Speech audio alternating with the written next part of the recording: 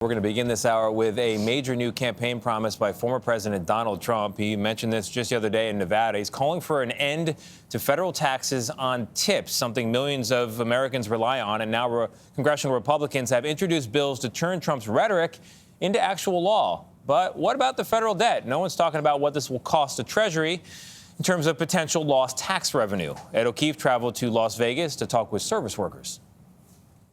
It's an idea former President Donald Trump first introduced while campaigning this month in Nevada. When I get to office, we are going to not charge taxes on tips, people making tips.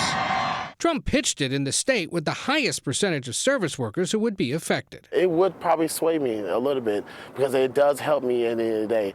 If tips went tax-free, bartenders, waiters, and other service workers across the country would no longer pay federal income or payroll taxes to help fund programs like Social Security and Medicare. He knew what he was doing when he came out and said that. Idania Archuleta runs 911 Taco Bar in Las Vegas, and she's undecided about how to vote.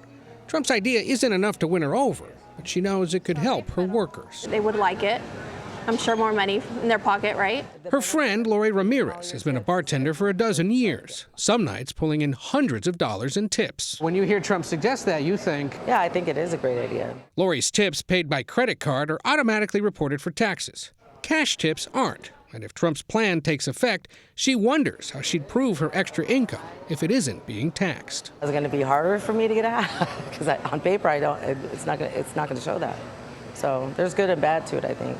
Economist Mark Zandi. You need to report your income and need to prove it, and it might be difficult to do that. That might be another unintended consequence. Nevada's powerful culinary workers union opposes Trump's idea, saying its members are smart enough to know the difference between real solutions and wild campaign promises from a convicted felon. A nonpartisan estimate this week says it would cost the federal government up to $250 billion in the coming decade in lost tax revenue.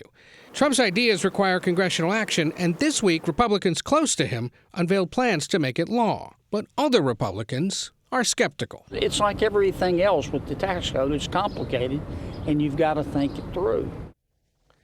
Don't be surprised if this proposal comes up during next Thursday's presidential debate, and we now have a few more details on what that exchange will look like. After a coin toss, President Biden has chosen the lectern that will be on the right side of your screen, while Donald Trump is set to get the last word and deliver the last closing statement. Gayle? All right. We'll all be watching. Thank you very much, Ed.